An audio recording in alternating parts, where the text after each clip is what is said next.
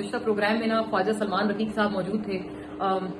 انہوں نے جو ہے ایکچولی یہ بات کی تھی. میں نے ان سے پوچھا کہ یہ آپ کے اوپر تنقید ہو رہی ہے اور یہ صرف پی ٹی آئی کے لوگ نہیں کر رہے ہیں, عام لوگوں کے ذہنوں میں بھی یہ سوال ہے کہ اس موقع پہ تشہیر کیوں کی جا رہی ہے, تصویریں کیوں چھاپی جا رہی ہیں. انہوں نے یہ جواب دیا کہ جی یہ مریم نواز صاحبہ کی مرضی کے بغیر ہو رہا ہے, اور بلکہ ان کو پتہ بھی نہیں ہے, ان کی نالج کے بغیر کیا جا رہا ہے, بلکہ وہ تو اس بات پہ غصہ ہیں, انہوں نے سختی سے نوٹس لی ہے. اگر یہ بات درست ہے, کیونکہ خواجہ سلمان رفیق اور خواجہ سعد رفیق یہ جو دونوں بھائی ہیں یہ بڑے نظریاتی ہیں اور میں ان کی بہت دل سے عزت کرتی ہوں.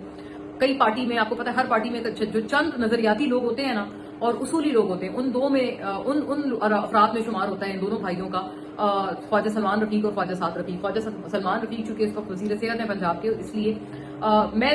ایک ان کے نظریات کی وجہ سے, ان کے اصول کی وجہ سے ان دونوں بھائیوں کی بڑی عزت کرتی ہوں. اس لیے میں ان کی بات کو سچ مان رہی ہوں کہ انہوں نے سچ کہا ہے کہ واقعی مریم نواز صاحبہ وزیر اعلیٰ پنجاب کے نالج میں نہیں تھی یہ بات. میں یہ گزارش کرنا چاہتی ہوں کہ اگر ان کے نالج میں نہیں تھی تو وہ